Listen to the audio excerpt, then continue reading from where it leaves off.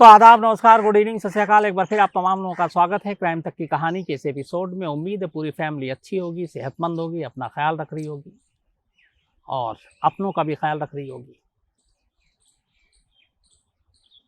2019 नवंबर की बात थी जब पहली बार कोरोना का नाम शायद धीरे धीरे दुनिया ने सुना था। चीन के वुहान से ये निकला था, यही खबर आई थी। लेकिन मैं नवंबर से थोड़ा सा और पहले चला जाता हूँ। 2019 में मई जून के बाद डोनाल्ड ट्रंप तब अमेरिका के राष्ट्रपति थे। चीन और अमेरिका के बीच में तनातनी चल रही थी। दोनों की तरफ से जुबानी जंग भी हो रही थी, एक दूसरे को ललकार रहे थे, बहुत सारी ऐसी चीज़ें थी और ऐसा लग रहा था कि कोई जंग की तैयारी चल रही है और उसको लेकर दुनिया परेशान थी क्योंकि दो ताकतवर देश एक दूसरे से लड़ने पे आमादा थे। तो चीन और अमेरिका आपस में भिड़े हुए थे। 2019 नवंबर में अचानक ये कोरोना आता है। लड़ाई तब भी जारी थी, जुबानी जंग चल रही थी। अब उसके बाद नवंबर के बाद 2020 आ जाता है 2020 आते ही जब कोरोना अभी फैल रहा था, भारत में उतने हालात बुरे नहीं थे। यूरोप में उस वक्त बुरे हालात थे, इटली में, ब्राज़ील में, इंग्लैंड में। अमेरिका में भी उतने बुरे हालात उस वक्त नहीं हुए थे, ऑस्ट्रेलिया में भी थे। तो इसी दौरान में 2020 आता है और 2020 में अचानक अब भारत और चीन के बीच टेंशन शुरू हो जाता है। चीन की सेना लद्दाख में घुस जाती है, अंदर की तरफ आने लगती है, ज़मीन कब्जा करने लगती है और अब भारत और चीन आमने सामने थे।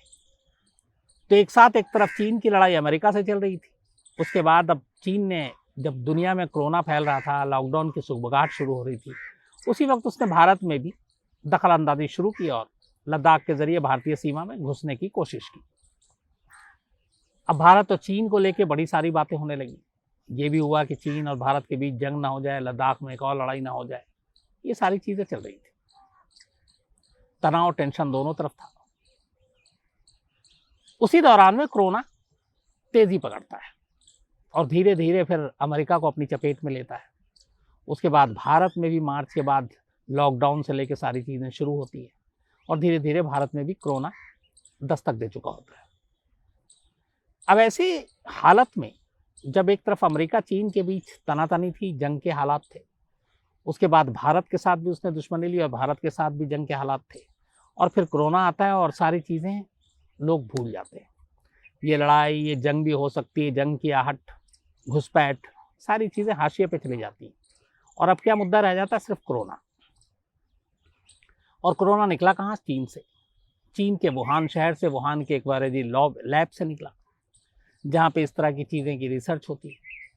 उसके बाद खबर आई कि इस वुहान लैब से जो कोरोना निकला वो चमगादड़ की शक्ल में निकला और उसके बाद चीन पे उंगलियां भी उठी कि एक साजिश है, ये वायरस जानबूझकर चीन ने फैलाया है, लेकिन कोई सबूत नहीं। बाकी चीज़ें ऐसी की ऐसी रह गई। धीरे धीरे वक्त बीतता है। यूरोप के बाकी देश और इटली की जो हालत थी उस वक्त, वो सारी चीज़ें धीरे धीरे नीचे चली जाती हैं और एक देश उभरता है जिसमें सबसे ज़्यादा कोरोना के केस होते हैं, वो है अमेरिका, सुपर पावर। तो अभी तक जब डोनाल्ड ट्रंप भारत के दौरे पर आए थे, उस वक्त कोरोना ने लगभग दुनिया भर में तो दस्तक दे दी थी, अमेरिका बचा हुआ था।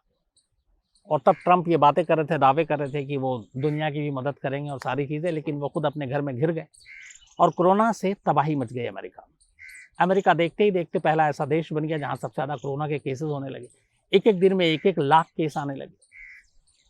बड़ी अजीब हालत थी। सबसे ज़्यादा मौत भी वहीं हुई, सबसे ज़्यादा कोरोना के केस भी वहीं हुए। उसके बाद धीरे धीरे वक्त बीतता है। बाकी देशों को फिर छोड़ते हुए 2020 तक भारत का जो पहला कोरोना का लहर था, उसमें भी डर और सारी चीज़ें थी, लेकिन मौत इतनी नहीं हुई थी और पर डे के केसेस भी इतने नहीं थे।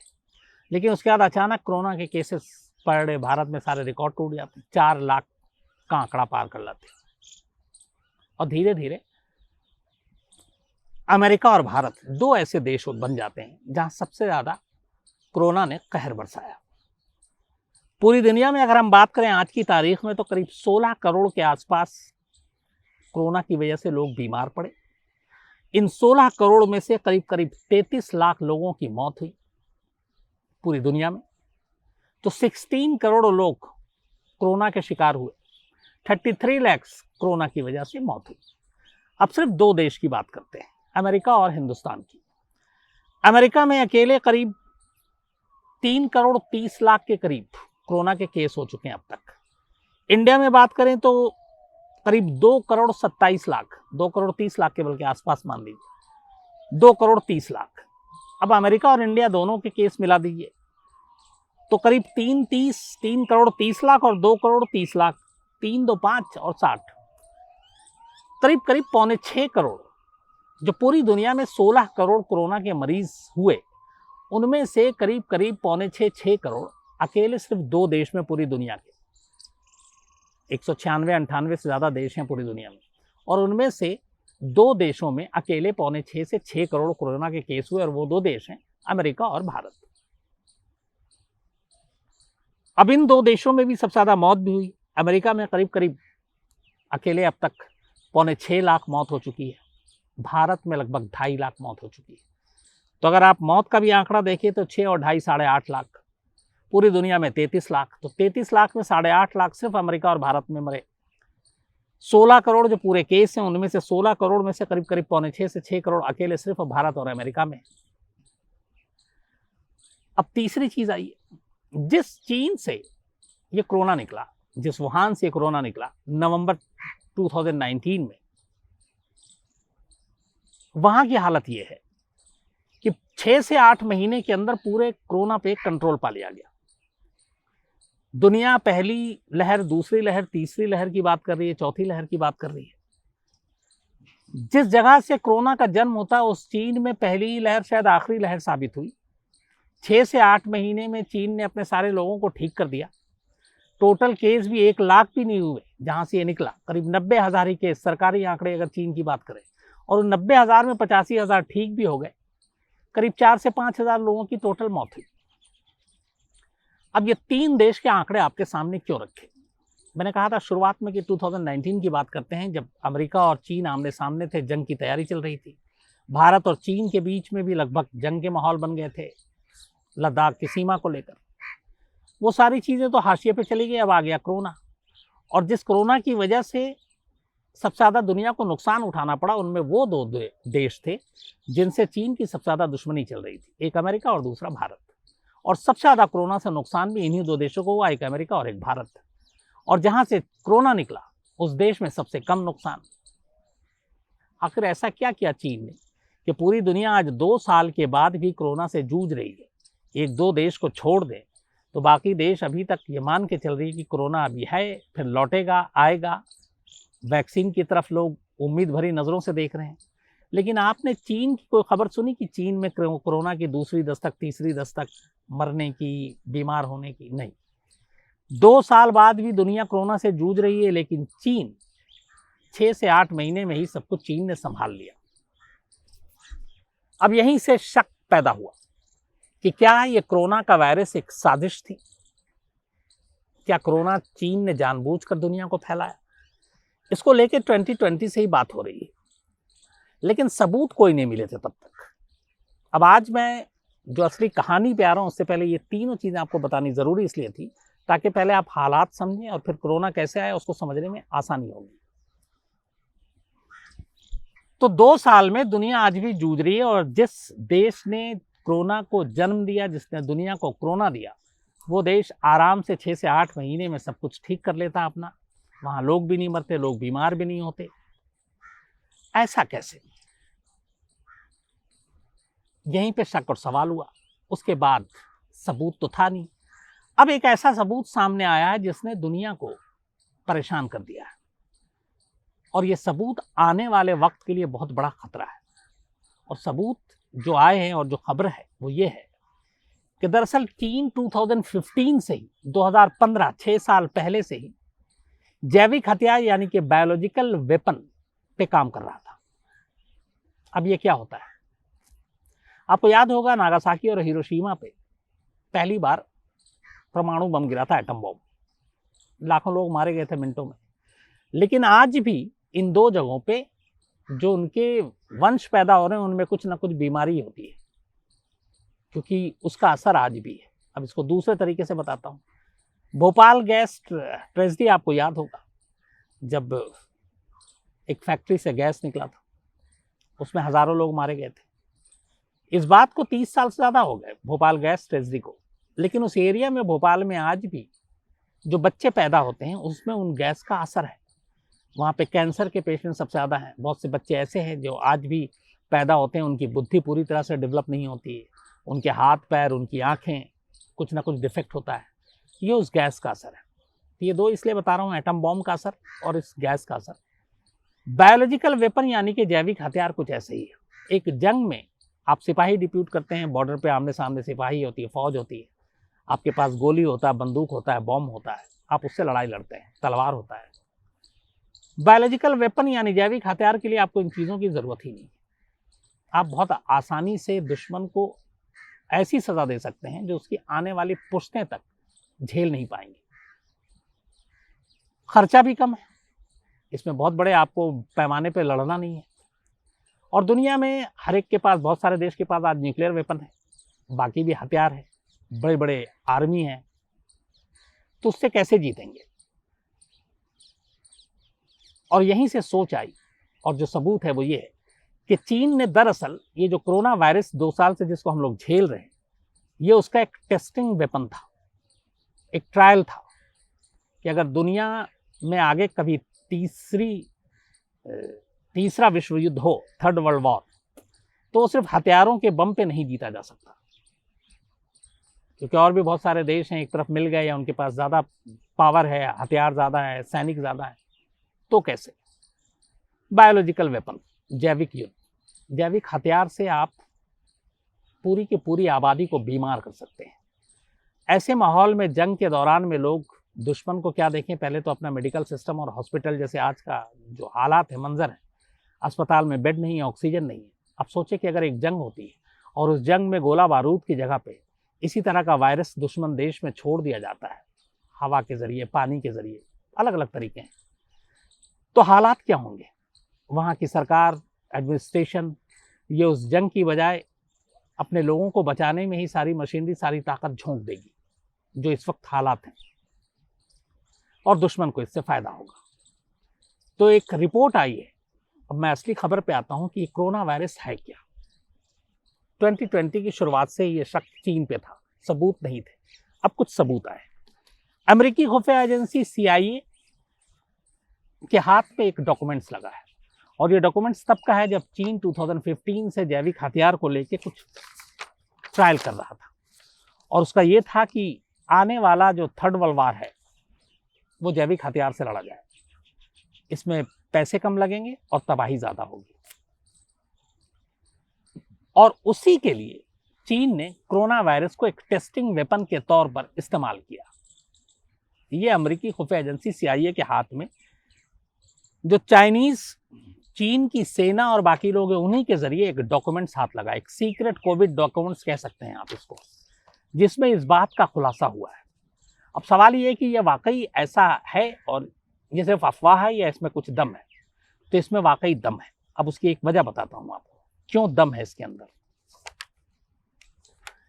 CIA की इस रिपोर्ट के अलावा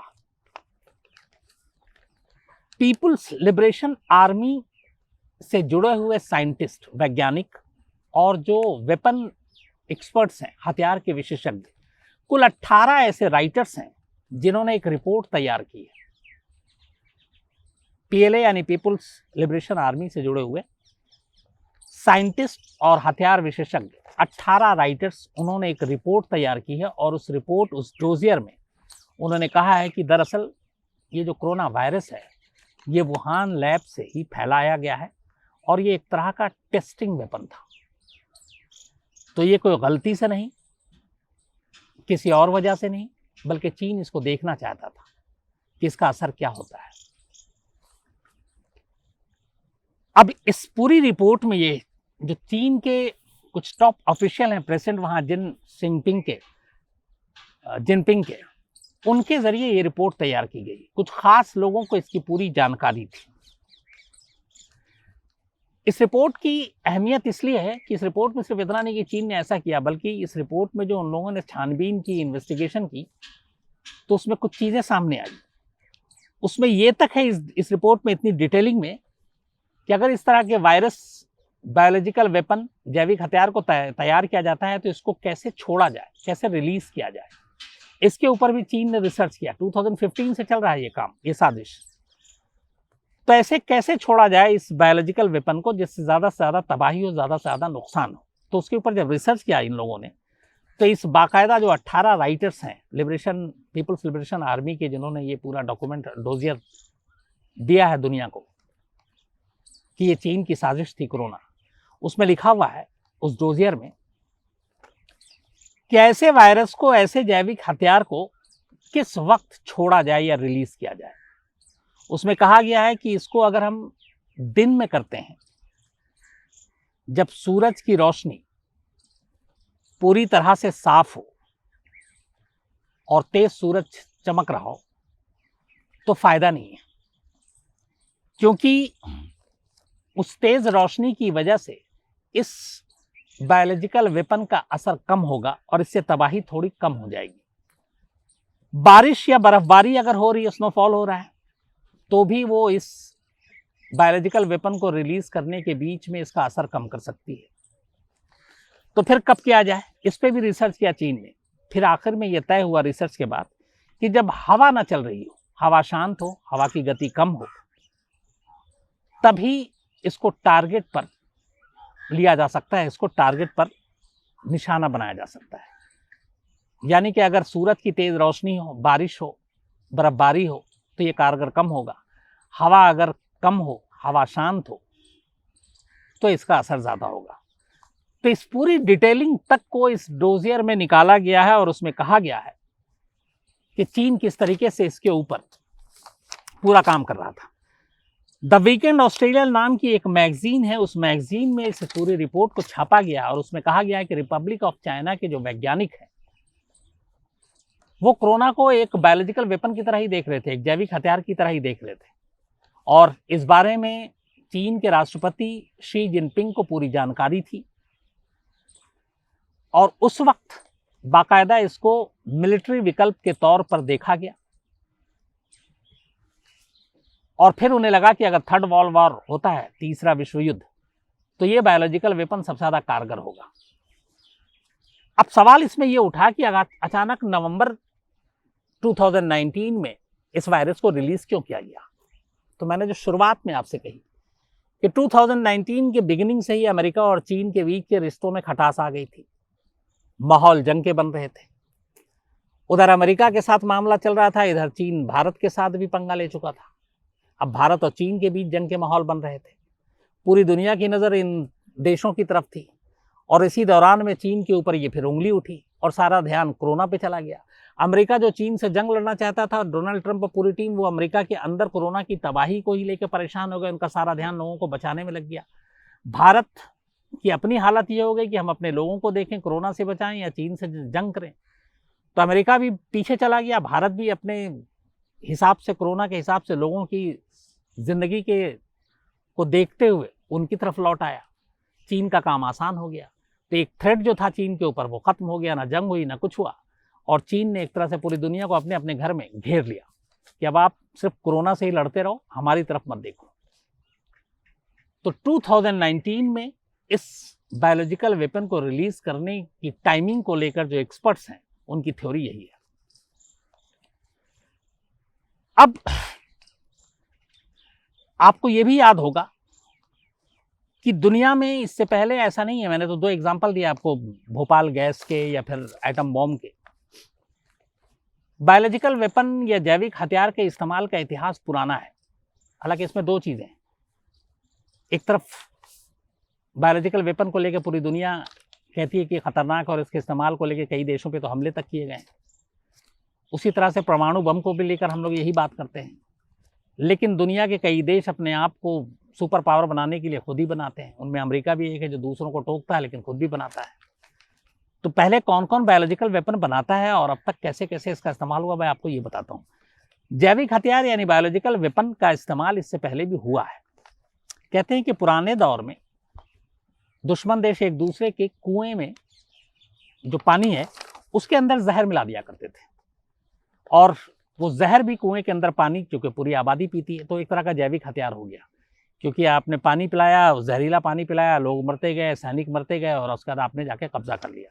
तो ये प्राचीन काल में जब इतना टेक्नोलॉजी और सारी चीज़ें इतना विकसित नहीं था, तब इस तरह की चीज़ इस्तेमाल होती थी। दो दुश्मन एक दूसरे को कुएं में पानी में मिलाकर देते थे ताकि बड़े पैमाने पे लोग मर जाए। सेकेंड वर्ल्ड वॉर में भी जैविक हथियार के इस्तेमाल की बात आई थी 1939 से 1945 के दौरान। कहते हैं जापान ने तब चीन पर जैविक हथियार से हमला किया था। अभी चीन के ऊपर सारा इल्ज़ाम, इससे पहले सेकेंड वर्ल्ड वॉर में जापान पे ये उंगली उठी थी कि उसने चीन पे हमला किया था बायोलॉजिकल वेपन से। 39 में जापान ने रूस की पानी की लाइन में भी टाइफाइड के बैक्टीरिया छोड़ दिए थे। ये भी एक जैविक हथियार है, रूस की पानी के लाइन में। मतलब पानी सबसे ईजिली है कि कहीं भी पानी की टंकी या पानी जो सप्लाई होती है, अगर आपने उसमें इस तरह की चीज़ मिला दी तो आप ये देखिए कि घर घर वो सप्लाई है, तो कितनी बड़े पैमाने पे तबाही होगी। तो 39 में पानी के पाइप में टाइफाइड के बैक्टीरिया को छोड़ दिया था जापान ने। 1980 में आपको याद होगा कि इराक ने ईरान पे हमला किया था, और तब केमिकल गैस का इस्तेमाल किया था, रासायनिक हथियारों का इस्तेमाल किया, जिसको लेके बाद में इराक पे हमला भी हुआ, बहुत सारे इल्ज़ाम लगे। और ये कुर्दों के खिलाफ किया था इराक ने, मस्टर्ड गैस और नर्व एजेंट का इस्तेमाल किया था उसने, उन लोगों पे हथियारों से नहीं, इस तरीके से मारा था। 2013 में सीरिया में, वहाँ पे भी रासायनिक हमले किए गए, जिसमें 1000 से ज़्यादा लोगों की मौत हुई थी, बहुत सारे लोग बीमार पड़ गए। 2014 से 2017 तक सीरिया में कई रासायनिक और जैविक हथियारों का इस्तेमाल हुआ, और इसको लेके अमेरिका ने रूस पे भी बहुत सारे इल्ज़ाम लगाए थे कि रूस ऐसा कर रहा है, क्योंकि वो सीरिया का साथ दे रहा था, उनके राष्ट्रपति बशर अल बशर का साथ दे रहा था। 2017 में अफगानिस्तान में भी जैविक हथियार के इस्तेमाल के इल्ज़ाम लगे थे, और कहे थे कि लोगों के जो जिसमें उस पर फपोले पड़ रहे हैं, और ये जैविक हमले का ही असर है। तो ये अफगानिस्तान तक में ये बात आई थी।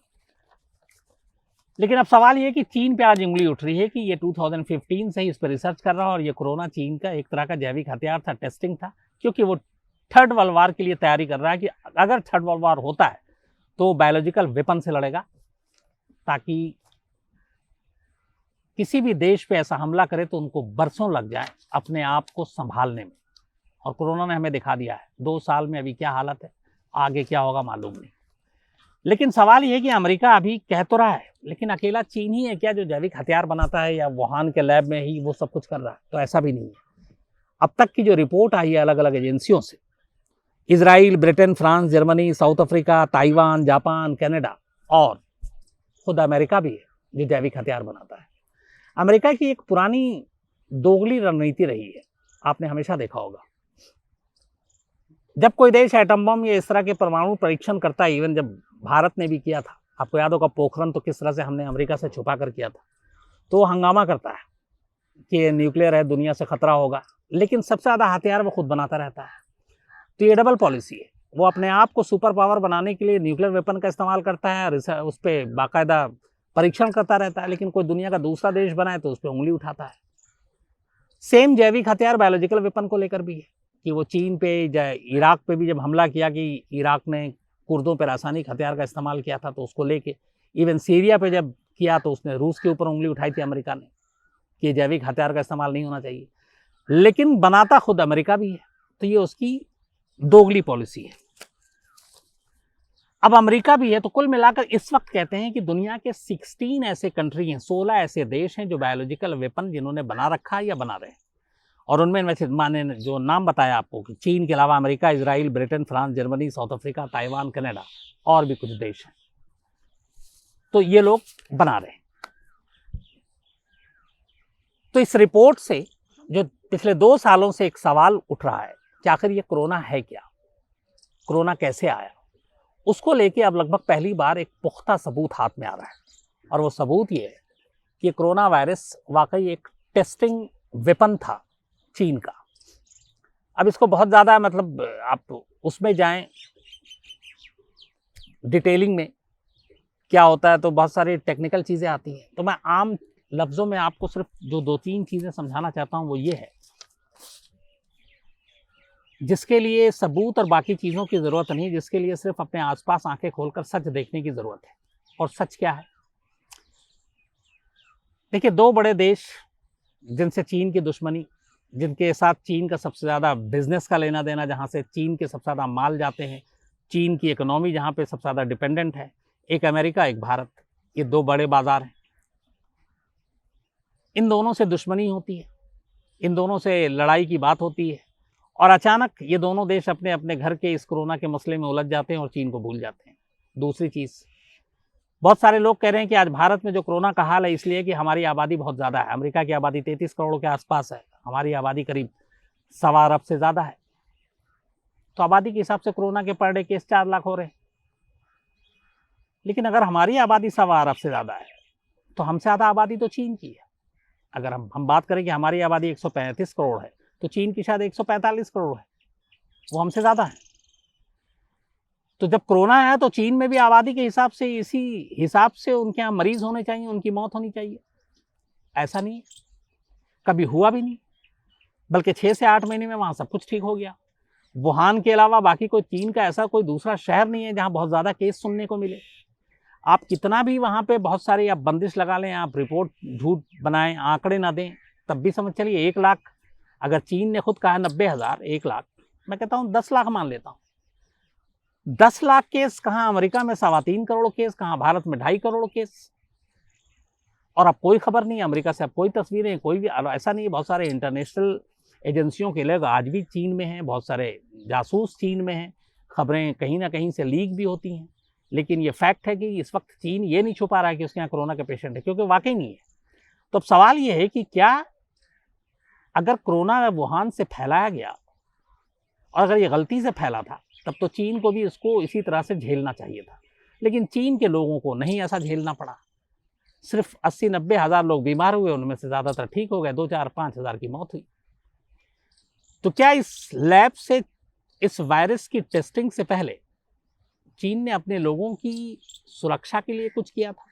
ये भी एक सवाल उठ रहा है। क्या उनको वैक्सीनेट किया गया था किसी और नाम पे, किसी और बीमारी के नाम पे, या फिर उसने कुछ ऐसा किया था कि ये वुहान के आसपास कुछ तो हो, इससे आगे कुछ ना हो, और उसे, या फिर ये भी कि उसे सब कुछ पता था कि ये किस तरह से फैलता है, तो उसने उसी हिसाब से पहले ही दौर में सब कुछ तैयारी कर रखी थी कि कौन कौन, क्योंकि शुरुआत से चीन में ऐसी खबरें और तस्वीरें आई थी जिसमें लोगों को घर में बंद कर दिया गया था, जबरन पकड़ पकड़ कर। तो ये सारी चीज़ें शायद उन्हें बेहतर मालूम थी, दुनिया तैयार नहीं थी, दुनिया को मालूम नहीं था इससे कैसे लड़ना है, कैसे बचना है, कैसे रुकना है।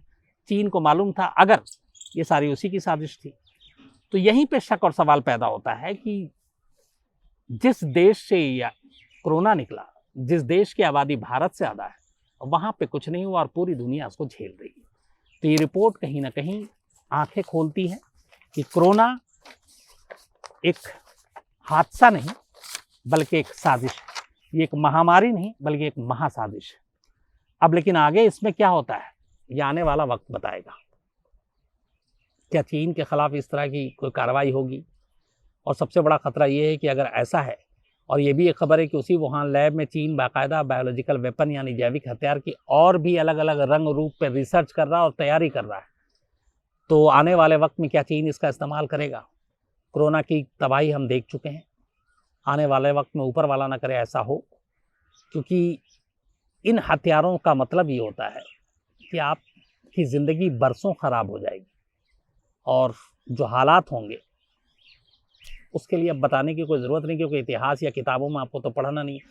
ये दौर हम सब ने पहली बार शायद अपने जनरेशन में हमने देखी है, जो पिछले मार्च से लेके कम से कम 2020 से अब तक हम हिंदुस्तान में हम लोग देख रहे हैं। शायद हम लोगों में से किसी ने भी ना सोचा होगा ऐसी चीज़ों के बारे में, ना देखा होगा। हाँ, पढ़ा ज़रूर था, स्पेनिश फ्लू से लेके हैज़ा से लेके बाकी चीज़ें, लेकिन अपनी आंखों से ये सब देखना पड़ेगा। मतलब 2020 से पहले तो मुझे खुद नहीं मालूम कि मैंने कभी लॉकडाउन शब्द इतना ज़्यादा सुना हो, सोशल डिस्टेंसिंग का शब्द ज़ुबान पे कभी आता हो, मास्क की बात हमने कभी की हो, सैनिटाइज़र की कभी बात की हो, सैनिटाइजेशन की बात की हो। ये सारी चीज़ें हमारे लिए नए एक तरह से शब्द ही थे, जो बचपन से कभी ना हमारे आसपास कोई बोलता था ना हम सुनते थे, लेकिन पिछले 1-2 साल में ये हम लोगों की ज़िंदगी का हिस्सा बन चुके हैं। तो चीन अब भी ये कर रहा है, अब उसको रोकने के लिए आगे क्या होगा, इस रिपोर्ट के बाद आगे क्या कार्रवाई होगी, इसकी जो भी अपडेट आएगा मैं आपको ज़रूर दूंगा, आप तक पहुंचाऊंगा। आज मैं कुछ नोट करके लाया हूं, बहुत सारे अपने क्राइम तक मेंबर्स जो फैमिली हैं उनके मैसेजेस भी हैं। सबसे पहले एक हमारी क्राइम तक फैमिली के मेंबर है अपूर्वा श्रीवास्तव। ये और इनके पिता दोनों बहुत शौक से कहानी सुनते हैं और इस वक्त दोनों कोरोना पॉजिटिव हैं, तो मेरी पूरी फैमिली से दरख्वास्त है कि दुआ करें। और अपूर्वा भाई, डोंट वरी, चिंता मत कीजिएगा, हौसला रखिएगा, कुछ दिनों की बात है, ये भी टल जाएगा। आप दोनों बिल्कुल अच्छे होंगे, सेहतमंद होंगे और यही मेरी दुआ है। तो बस हमेशा पॉजिटिव सोचिए, रिपोर्ट बेशक पॉजिटिव है लेकिन सोचिए पॉजिटिव, नेगेटिव कोई थिंकिंग मत लाइएगा और देखिएगा आप बहुत जल्द अच्छे होंगे।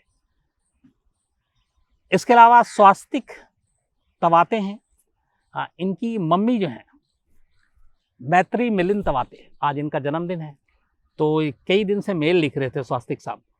तो स्वास्तिक जी, अच्छा किया आपने मेल लिखा और मदर्स डे अभी गुजरा है, तो मैत्री मिलिंद तवाते जी का जन्मदिन है और बहुत बहुत बधाई। आपको ऊपर वाला हमेशा अच्छा रखे, आप हमेशा अच्छी रहें। इसके अलावा सुरेश कुमार जायसवाल हैं, इनका भी जन्मदिन है, तो आपको भी बहुत बहुत बधाई और अच्छे रहें। राजेश रंजन और सुप्रिया हैं और ये दोनों, इन्होंने भी मेल लिखा है और कुछ लिखा भी था इन्होंने। क्राइम तक की कहानियां बड़े चाव से सुनते हैं। विशाल वैष्णव हैं, गौरव विनोर हैं, विशाल सिंह हैं, कनाडा से हैं ये, गणेश बालासुब्रमण्यम हैं। बहुत सारे लोगों ने दीपक रावत के बारे में मेल लिखा और बहुत सारे लोगों ने, तो मैंने ये मैसेज जो पढ़ा तो मुझे लगा कि हमारी पूरी क्राइम तक फैमिली बहुत ही इमोशनल है, क्योंकि जिस तरीके का मेल है मैं उसका जिक्र नहीं कर सकता, बट मेरी यही दुआ है कि ऊपर वाला उसके आत्मा को शांति दे, परिवार को सब्र दे, इस घड़ी को किसी तरीके से जो मुश्किल दौर है वो भी निकल जाए। ध्रुव नारायण सिंह है और ये एयरफोर्स 8969 हाईजैकिंग की कहानी सुनना चाहते हैं, जल्दी सुनाता हूँ आपको। तारिक अख्तर हैं और गैंग ऑफ वासेपुर की कहानी सुनना चाहते हैं। तारिक साहब, सुनाता हूँ आपको भी जल्दी। अक्षय और दीपा हैं, बहुत सारे लोगों ने मदर्स डे पे भी विश किया था, तो अक्षय दीपा भी हैं। तो पूरी क्राइम तक फैमिली और तमाम, क्योंकि माँ एक अनमोल चीज़ होती है, हमारे यहाँ तो ये कहते हैं कि माँ के पैरों के नीचे जन्नत होती है, और वाकई माँ क्या होती है ये मैं जानता हूँ, इसलिए जिनकी माँ नहीं होती वो बेहतर समझ सकते हैं। तो जब तक शायद हमारी अम्मी थी, मुझे इन चीज़ों के बारे में इतनी समझ नहीं होगी, छोटा था जब उनकी डेथ हुई, लेकिन माँ माँ होती है और इस बात का एहसास हर उस बच्चे को है जिसके पास माँ नहीं है। तो हैप्पी मदर्स डे सभी के लिए, और सब अपनी माँ की बड़ी इज्जत कीजिए, ख्याल रखिए, क्योंकि दुनिया में वैसी दौलत दूसरी आप कमा ही नहीं सकते। मिसेस मीना रॉबर्ट हैं सिंगापुर से, इन्होंने भी दीपक के बारे में मेल लिखा था। थैंक यू मीना जी, ऊपर वाला आपको अच्छा रखे हमेशा। मीना जी करीब हमारी 75 साल की हैं और क्राइम की कहानियों में बहुत दिलचस्पी रखती हैं। मुझे अच्छा लगा मीना जी, और कभी मौका मिला तो आपसे ज़रूर मिलूँगा। सुजीत चटर्जी हैं, धर्म मिश्रा हैं, और इन्होंने लिखा है कि अब कोरोना की वजह से वो और उनकी वाइफ काफ़ी एहतियात बरत रहे हैं। पर मैं सभी से ही कहूँगा, डरने की ज़रूरत नहीं है, बस थोड़ा सा एहतियात बरतिए, बाकी सब ये भी वक्त निकल जाएगा, ऊपर वाला सब अच्छा करेगा। पवन पाठक है, इनका कहना है कि आजकल जो माहौल है उसमें थोड़ा पॉजिटिव चीज़ें, पॉजिटिव कहानी सुनाई कीजिए। पवन साहब, मैं आपसे सहमत हूँ, मैं भी यही कोशिश करता हूँ कि दिन भर के इस माहौल के बीच थोड़ा सा आप लोगों को अलग कहीं ले जाऊँ कुछ, तो मेरी कोशिश यही रहेगी। खुशबू रावल हैं, संतोष चौहान हैं, और ये एक मुंबई के 14 कत्ल की कहानी सुनना चाहते हैं, थाने की। शायद मैं सुना चुका हूँ, अगर नहीं सुना है संतोष साहब तो ज़रूर सुनाऊंगा। केविन बरोट हैं, नईम आज़मी हैं, और ये अदनान इनकाउंटर की कहानी सुनना चाहते हैं, जल्दी सुनाता हूँ आपको। विक्रम कुमार पृष्टि हैं, इनका कहना है कि कोरोना के आंकड़े सारे सरकार छुपा रही है। विक्रम साहब, मैं आपसे बिल्कुल सहमत हूँ। जो कोरोना के ख़ासतौर पे मौत के आंकड़े हैं उसको हर सरकार, चाहे कोई भी स्टेट की सरकार हो, और उसकी एक वजह ये भी है कि हो ये रहा कि सरकार जो हॉस्पिटल में कोरोना के पेशेंट आते हैं उनका तो रिकॉर्ड रखती है, जब उनकी डेथ होती है वो भी रिकॉर्ड रखती है, उसका जब मौत होती है तो वो रिकॉर्ड दे देती है। लेकिन इस वक्त हालत ये है पूरे देश का कि जितने हॉस्पिटल, आपको तो पता है कि हॉस्पिटल में कितने बेड हैं, उससे कई गुना ज़्यादा लोग घरों पे अपना अपना इलाज कर रहे हैं। कुछ मजबूरी में कर रहे हैं क्योंकि ऑक्सीजन नहीं है, बेड नहीं है, और उनमें से जो मौत हो रही है उसका कोई डेटा नहीं। ऐसे 2-3 का तो मैं ही गवाह हूँ, जो घर पे ही रहे, फिर मौत हो गई, फिर उनका अंतिम संस्कार भी उसी तरीके से हुआ बिना कोरोना और कोविड के गाइडलाइंस के।